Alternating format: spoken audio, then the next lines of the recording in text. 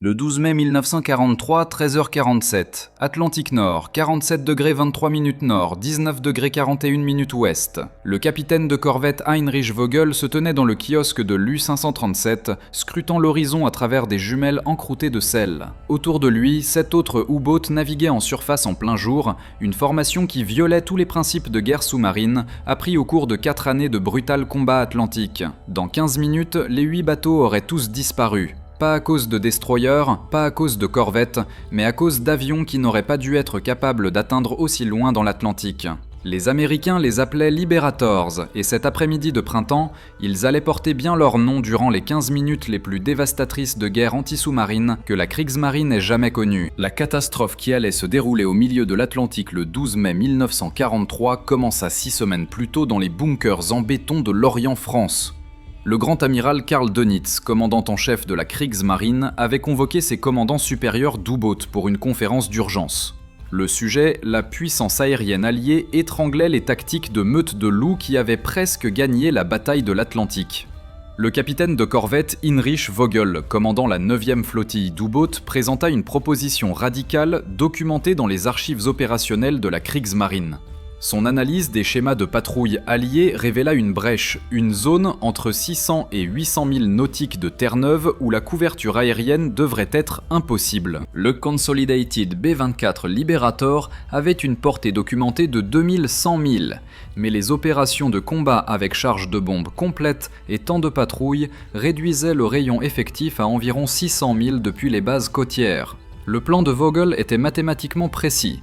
En formant un convoi de surface de 8 U-boats dans le trou de l'Atlantique central, ils pourraient atteindre des vitesses soutenues de 17 nœuds, le triple de leur vitesse en immersion de 5 à 6 nœuds. La formation traverserait l'Atlantique en 5 jours plutôt que les 15 nécessaires pour un transit individuel en immersion. Les mathématiques opérationnelles paraissaient impeccables. La zone de brèche mesurait 400 000 nautiques de large. Les avions de patrouille alliés auraient besoin de 8 heures de temps de vol juste pour atteindre le bord de la zone, laissant un temps de station minimal pour les opérations de patrouille. Le BDU, le commandement des U-boats, approuva l'opération Seeteufel, Démon des mers, le 3 avril 1943. 8 U-boats de type 9C furent sélectionnés pour leur capacité de portée étendue. Selon les archives de la Kriegsmarine, ces bateaux déplaçaient 1120 tonnes en surface, transportaient 22 torpilles et montaient des canons anti-aériens de 37 mm et 20 mm. Les bateaux sélectionnés étaient les U-537, U-541, U-543, U-546, U-548, U-552, U-558 et U-564. L'échec du renseignement était absolu. Ce que le renseignement naval allemand ne savait pas, ne pouvait pas savoir, c'était que des scientifiques britanniques du Telecommunications Research Establishment avaient résolu le problème de portée du Liberator. Les modifications techniques documentées dans les archives du Coastal Command de la RAF montraient comment le retrait du blindage, l'installation de réservoirs de carburant auxiliaires dans la soute à bombe et l'optimisation de l'altitude de croisière étendaient le rayon opérationnel du B-24 à 850 000 nautiques. Les Américains exploitaient ces Liberators à très longue portée depuis Terre-Neuve, depuis mars 1943, fermant le trou de l'Atlantique central dont dépendaient les calculs de Vogel. Le renseignement par signaux de Bletchley Park suivait les préparatifs allemands pour l'opération Seeteufel depuis le 15 avril. Le Coastal Command de la RAF et le commandement anti-sous-marin de la marine américaine savaient que les U-boats arrivaient. 11 mai 1943, 22h. Les 8 U-boats se retrouvèrent à 150 000 au sud-ouest de l'Islande. L'ordre opérationnel de Vogel, récupérer des épaves après la guerre, spécifiait « Navigation en formation, 2 colonnes de 4 bateaux, espacement de 500 mètres, zigzag toutes les 20 minutes, veille aérienne continue de tous les navires ». La formation plongea pendant le crépuscule de l'aube, fit surface à 8 heures et commença leur course à travers ce qu'ils croyaient être la zone sûre. Ils étaient déjà surveillés. Le capitaine de corvette James Harrington de l'escadron VP-84 de la marine américaine était en vol depuis Argentia Terre-Neuve depuis 5h30 le 12 mai 1943. Son B-24D Liberator, surnommé Atlantic Reaper, transportait des modifications qui représentaient le summum de la technologie de guerre anti-sous-marine. L'équipage normal de l'avion de 10 personnes avait été réduit à 8 pour économiser du poids. Chaque espace disponible contenait des réservoirs de carburant. La charge de bombe standard avait été remplacée par 8 charges de profondeur et 8 bombes d'usage général de 500 livres équipées de fusées hydrostatiques. Le radar ASV Mark III du Liberator, fonctionnant sur une longueur d'onde de 10 cm, pouvait détecter des sous-marins en surface à des portées allant jusqu'à 12 000 dans des conditions optimales. L'équipement développé par des scientifiques britanniques et fabriqué en Amérique était opérationnel depuis seulement 6 semaines. Le renseignement naval allemand n'avait aucune connaissance de son existence. Les U-boats naviguant en surface en dessous n'avaient aucune idée qu'ils émettaient une signature radar aussi claire qu'un faisceau de phare. À 13h32, l'opérateur radar quartier-maître de 2e classe Robert Kellerman détecta plusieurs contacts au relèvement 047 degrés, portée 18 000. Le retour radar montrait 8 cibles distinctes en formation. Le rapport après action de Harrington, conservé dans les archives nationales, décrit son évaluation immédiate.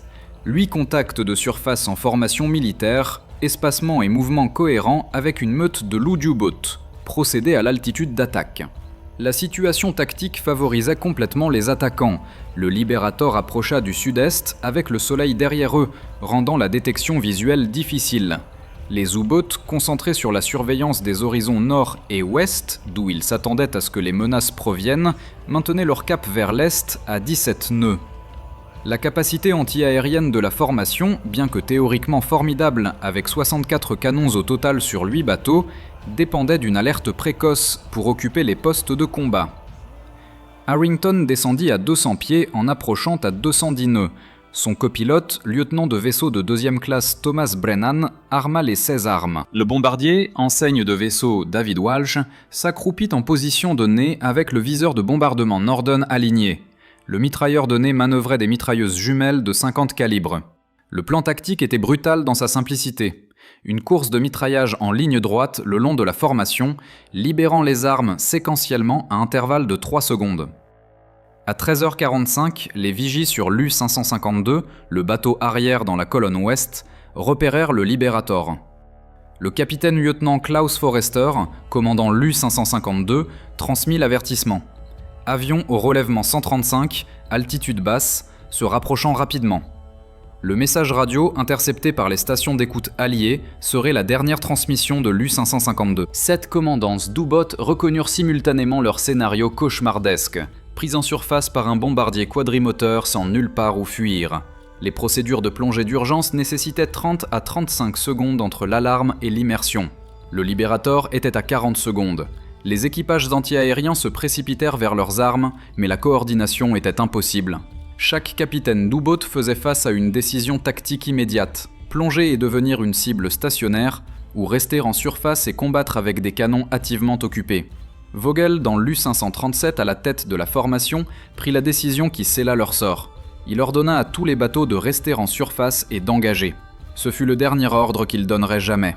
Avant de replonger dans l'histoire, dites-nous d'où vous nous écoutez. Et si cette histoire vous touche, assurez-vous d'être abonné, car demain j'ai gardé quelque chose de très spécial pour vous. 13h47 et 12 secondes, les canons de nez du Liberator ouvrent le feu à 800 mètres. Des balles traceuses, 1 sur 5 à pointe de phosphore pour la visibilité, filent vers l'U-boat de tête en ligne brillante qui semblait presque tranquille dans leur vol. Les projectiles de 50 calibres, chacun pesant plus d'une once et 7 dixièmes et voyageant à 2900 pieds par seconde, atteignirent le kiosque de l'U-537 en 1 seconde et 2 dixièmes. L'effet fut instantané et catastrophique.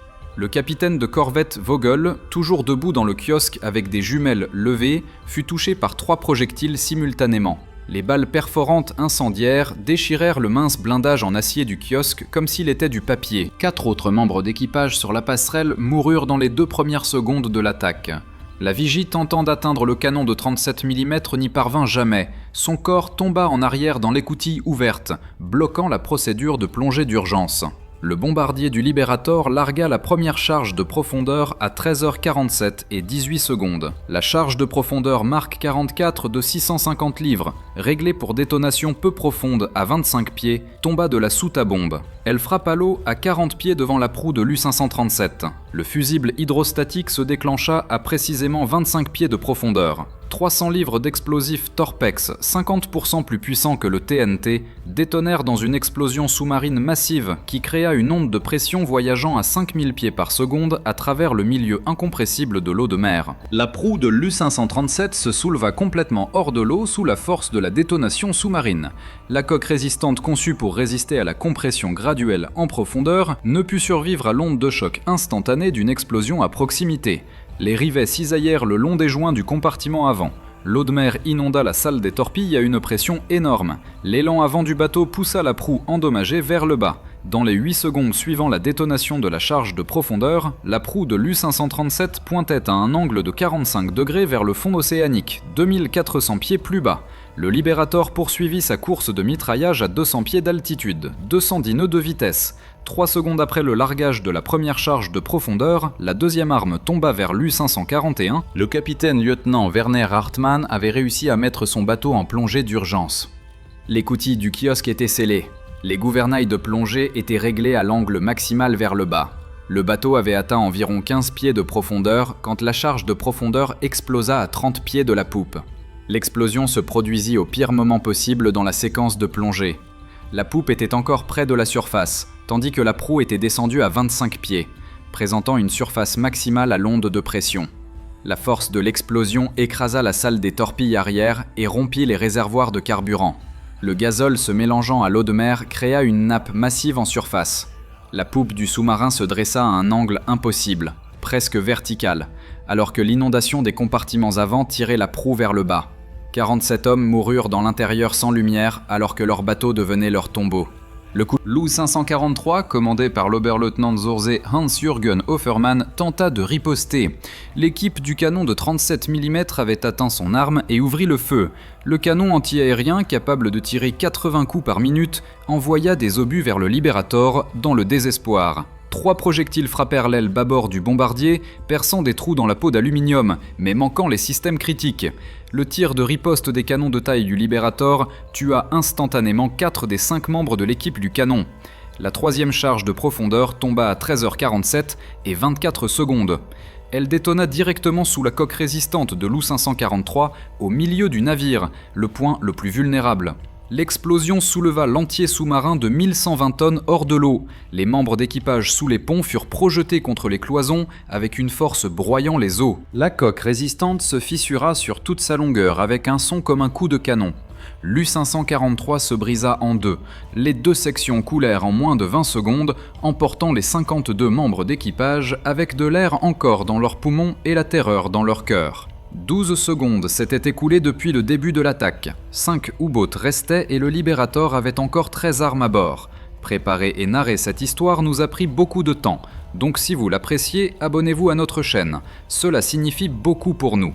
Maintenant, retour à l'histoire. La chronologie tactique reconstituée à partir des rapports de débriefing de l'équipage du Liberator et des fragments de journal allemand récupérés révèle la précision mécanique de la destruction. À 13h47 et 30 secondes, 18 secondes après le début de l'attaque, l'U-546 tenta ce qui s'avérerait être la seule plongée d'urgence réussie de la formation.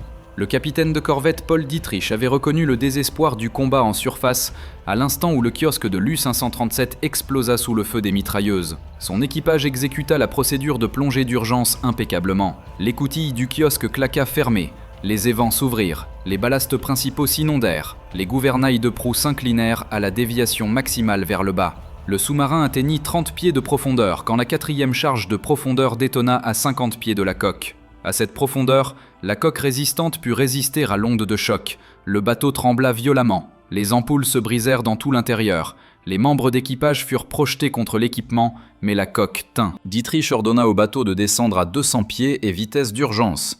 L'U-546 s'échappa. Endommagé mais opérationnel. Des 8 U-boats de l'opération Seeteufel, ce serait le seul survivant. 48 hommes devaient leur vie à la décision instantanée de Dietrich de plonger plutôt que de combattre. Mais survivre signifiait laisser 7 bateaux sœurs à leur sort, un choix qui entrait chaque survivant pour le reste de leur vie. La course de bombardement du Liberator continua, avec une efficacité dévastatrice. L'U-548, commandé par le capitaine-lieutenant Friedrich Hellerbruck, prit feu après que la 5e charge de profondeur détonna et rompit les conduites de gazole. L'explosion se produisit à 13h47 et 36 secondes. Le carburant en feu se répandit sur l'eau plus vite que les hommes ne pouvaient nager. 23 membres d'équipage abandonnèrent le navire.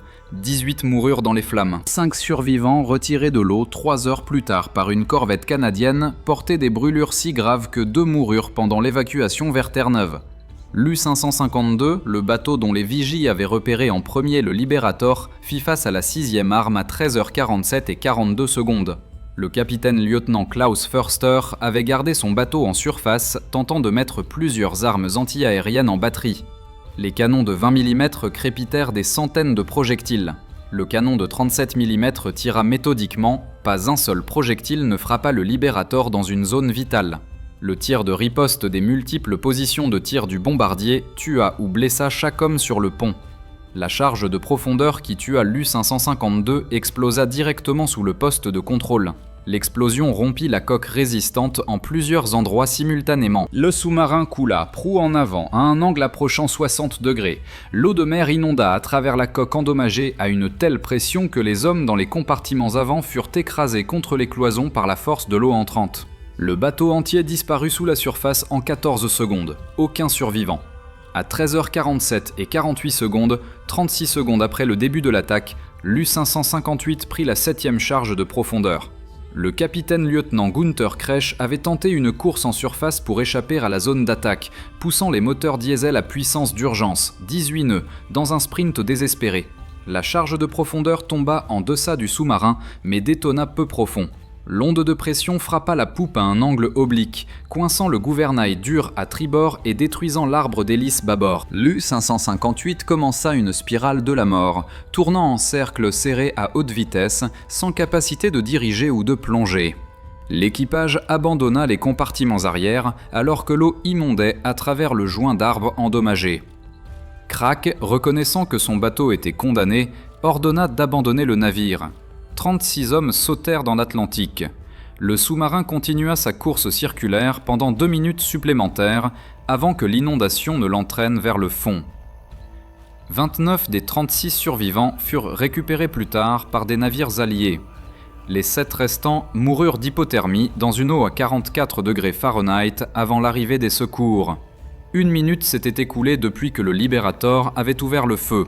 7 U-boats furent détruits ou paralysés. Un seul resta, l'U-564 commandé par l'Oberleutnant zur See Reinhard Suren, le plus jeune commandant de la formation à 26 ans. Il avait 9 armes restantes auxquelles faire face. Il avait peut-être 20 secondes à vivre. L'Oberleutnant zur See Reinhard Suren avait un avantage que ses 7 sous-marins frères n'avaient pas possédé, le temps d'observer et d'apprendre.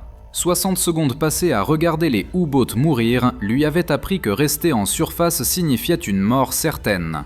Mais plonger faisait d'un sous-marin une cible stationnaire pour les armes restantes du Liberator. Il choisit une 3e option que les règlements ne permettaient pas et que la doctrine n'anticipait pas. Il combattrait et plongerait simultanément. À 13h47 et 54 secondes, alors que le Liberator terminait sa course au-delà de l'épave en flammes de l'U-558, Suren donna une série d'ordres qui seraient préservés dans les témoignages des survivants du bateau. Tous au poste de plongée, préparez-vous à plonger en urgence. Les équipages de batterie restent à leur poste et tirent jusqu'à ce que l'eau atteigne les canons. Salle des machines, maintenir la pleine puissance jusqu'à ce que j'ordonne la plongée. C'était tactiquement insensé, c'était aussi la seule chance de l'U-564. Les équipages des canons de 37 mm et 20 mm ouvrirent le feu alors que le Liberator inclinait pour sa 2e attaque. Le tir anti-aérien, plus précis maintenant que les artilleurs avaient observé le profil d'attaque de l'avion, cousit des trous à travers le fuselage du Liberator. Un obus de 37 mm frappa la position du canon de gaillard tribord, tuant le matelot de première classe Daniel O'Connor instantanément et blessant le mitrailleur du gaillard bâbord. Un autre obus pénétra le compartiment radio, détruisant l'équipement de communication, mais manquant miraculeusement l'opérateur radio. Le lieutenant-commandant Harrington sentit l'avion vibrer sous les impacts. Son rapport d'action post-opération tapé sur du papier taché de sang décrivit le moment cliniquement. L'avion a subi de multiples coups du tir anti-aérien de la cible. Des pertes d'équipage signalées ont pris la décision de poursuivre l'attaque malgré les dommages. La cible présentait une menace pour la navigation alliée si elle était autorisée à s'échapper. Le Liberator se prépara pour sa deuxième attaque à 13h48 minutes et 10 secondes. Harrington s'approcha sous un angle différent, arrivant plus bas, 150 pieds et plus vite. Les équipages anti-aériens de l'U-564 suivirent l'avion avec un désespoir croissant. Suren, observant depuis la passerelle, attendit jusqu'à ce que le Liberator soit à 600 yards avant de donner l'ordre « Plongée d'urgence, tous les canons, cessez le feu et évacuez le pont ». Les équipages de canons abandonnèrent leurs armes et plongèrent vers l'écoutille du kiosque. Suren fut le dernier homme sur la passerelle. Il claqua l'écoutille alors que l'eau coulait déjà sur le pont avant. L'U-564 commença sa plongée à 13h48 minutes et 18 secondes.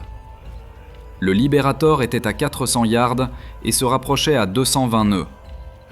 Le point de largage pour la 8e grenade sous-marine serait dans environ 6 secondes. Mais l'équipage du Liberator faisait face à un problème tactique inattendu. L'U-564 plongeait, mais pas selon un profil de plongée d'urgence standard. Le sous-marin maintenait son élan vers l'avant, créant une cible mobile sous la surface.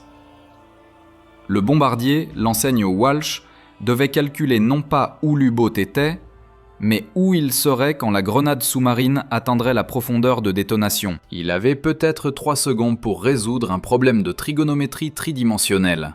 Pendant que des hommes blessés hurlaient dans l'avion derrière lui, Walsh largua à 13h48 minutes et 22 secondes.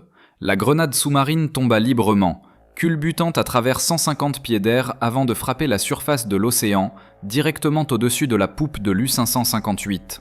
Le sous-marin avait atteint 40 pieds de profondeur. Le fusible hydrostatique était réglé sur 25 pieds.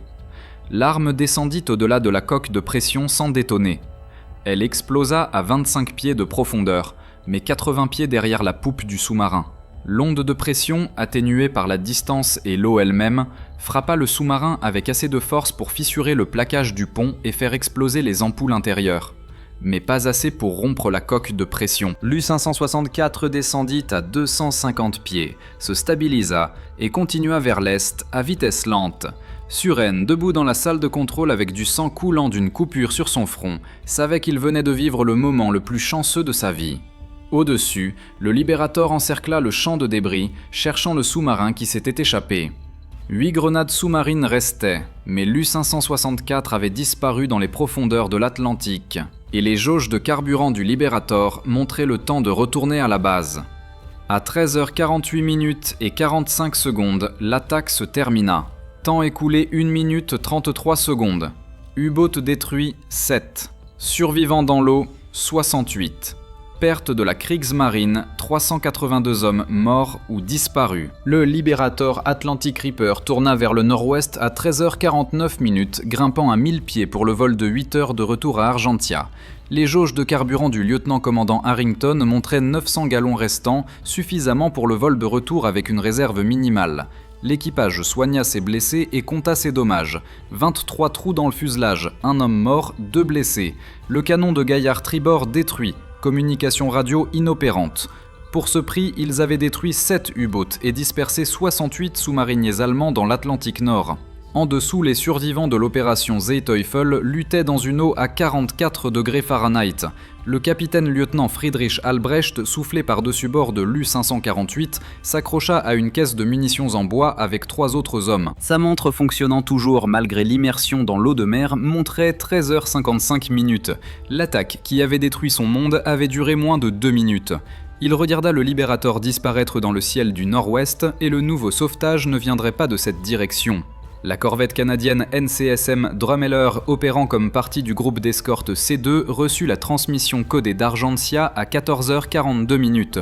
Le message transmis par les canaux du renseignement naval fournissait des coordonnées précises et décrivait de multiples naufrages d'U-boats avec des survivants dans l'eau. Le commandant Anthony Griffin, commandant le Drumheller, modifia immédiatement le cap à vitesse maximale 16 nœuds vers la position 180 000 au nord-est de sa station de patrouille. La corvette arriva aux coordonnées à 18h20, 4h30 après l'attaque. La lumière du soleil inclinait bas à travers l'Atlantique, illuminant une scène apocalyptique. Des nappes de pétrole s'étendaient sur des milles carrés d'océan. Les champs de débris marquaient où les sous-marins avaient coulé.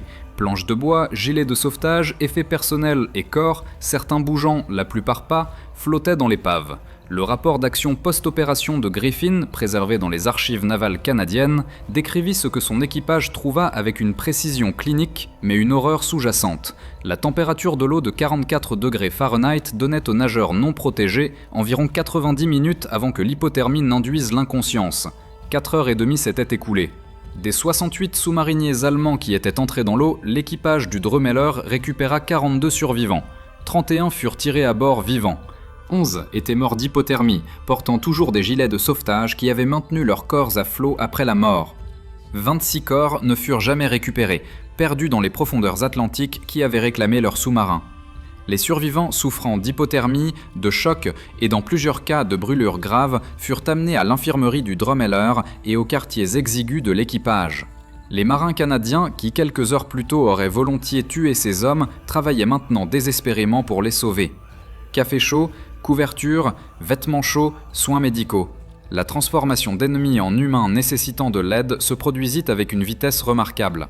Griffin nota dans son rapport que les marins allemands et canadiens, incapables de communiquer par la langue, se comprenaient néanmoins parfaitement à travers la reconnaissance universelle de la souffrance. Le capitaine-lieutenant Friedrich Albrecht, l'officier supérieur survivant présent, se rendit formellement au commandant Griffin à 19h45. La cérémonie traditionnelle de reddition d'épée ne pouvait avoir lieu.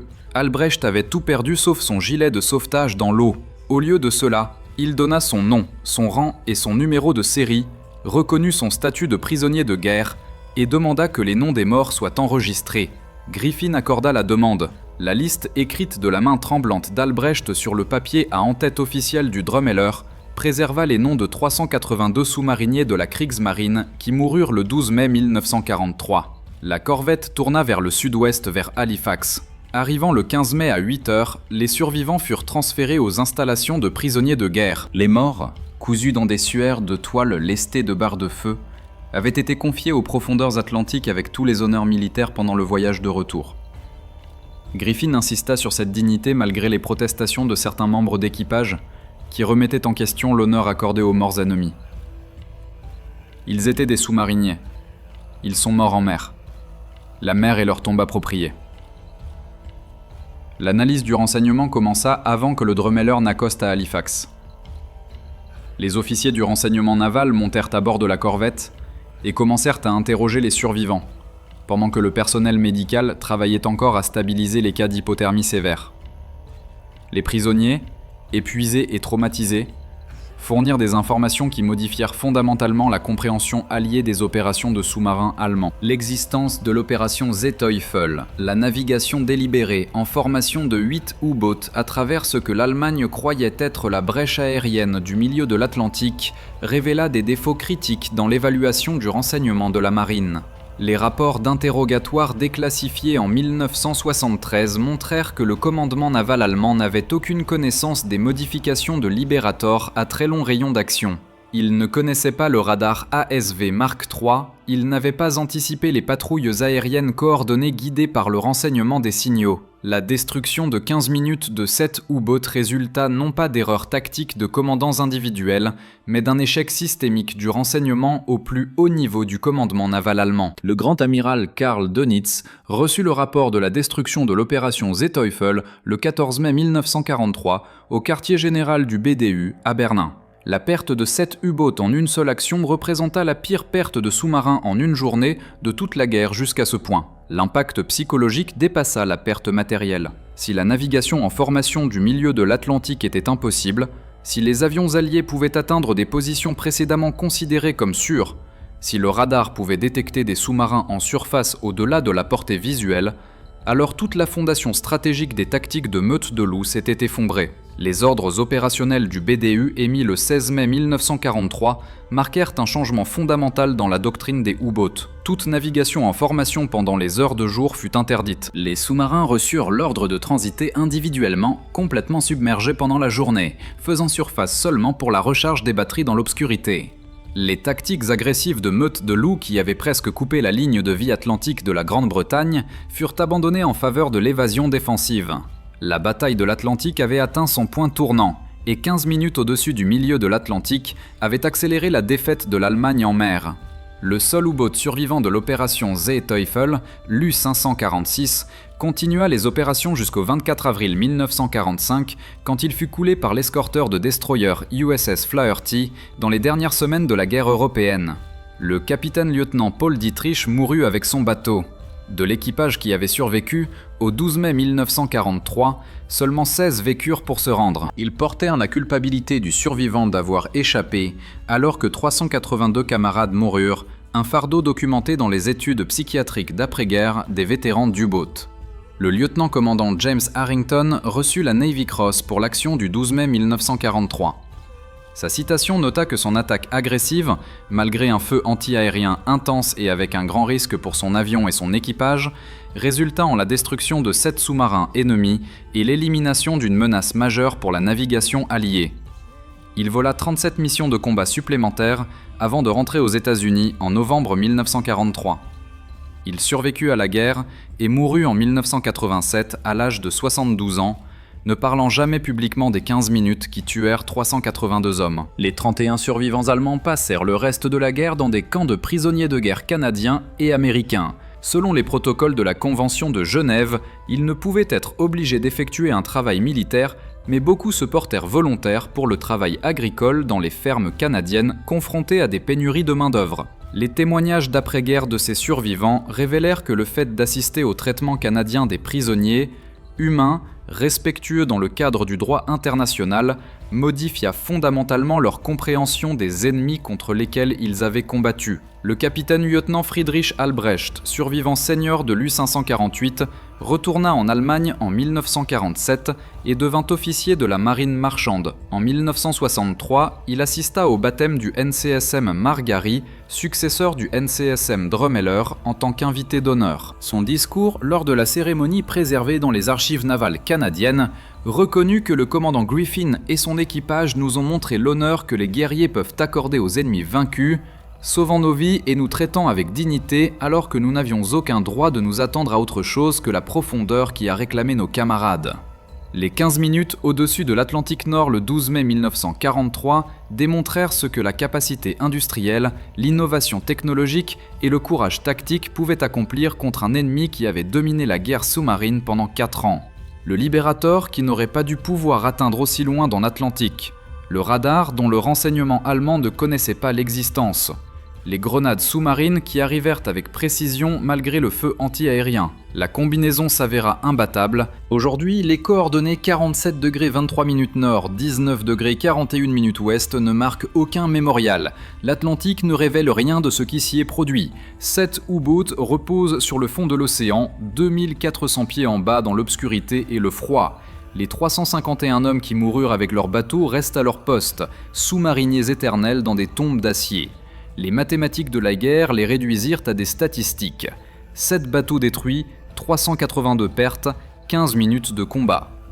Mais chaque nombre représentait un homme qui embrassa sa famille au revoir, monta à bord d'un sous-marin croyant que ses calculs défensifs étaient corrects et apprit trop tard que la technologie avait rendu le courage sans importance.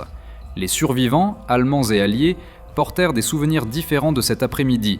Les Allemands se souvinrent de la terreur de voir leur monde exploser autour d'eux, l'Atlantique froid réclamant des camarades et la miséricorde inattendue d'ennemis qui les sauvèrent. L'équipage du Liberator se souvint de l'exécution mécanique de leur mission, le feu anti-aérien déchirant leur avion, et la connaissance que chaque grenade sous-marine qu'ils larguaient tuait des hommes qui n'avaient aucune chance de s'échapper. La guerre transforme les humains en composants de systèmes industriels où le courage individuel compte moins que la supériorité technologique. Les 15 minutes au-dessus de l'Atlantique Nord prouvèrent cette vérité avec une clarté brutale. Les braves hommes qui sont morts dans le U-boat cet après-midi-là n'ont pas perdu parce qu'ils manquaient de courage ou de compétences, mais parce qu'ils se sont battus avec des outils inférieurs à ceux de leurs ennemis. Leur sacrifice n'a rien rapporté à l'Allemagne sauf un délai. Leurs morts ont démontré que dans la guerre industrielle, la victoire appartient non aux braves, mais à ceux qui ont de meilleures machines, de meilleurs renseignements et une meilleure logistique pour les soutenir. Le dernier survivant de l'engagement, un mécanicien allemand qui avait été tiré de l'eau par le Drumheller, est mort en 2003, à l'âge de 81 ans. Avec lui est morte la dernière mémoire de première main de 15 minutes qui ont changé la guerre sous-marine pour toujours. Ce qui reste, ce sont des documents, des photographies et l'océan qui garde ses secrets. L'Atlantique détient 7 sous-marins et 351 sous-mariniers morts, témoins du moment où la technologie a submergé le courage et où la capacité industrielle a écrasé l'innovation tactique.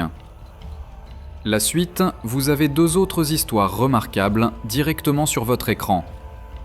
Si celle-ci a fait mouche, vous ne voudrez pas les manquer.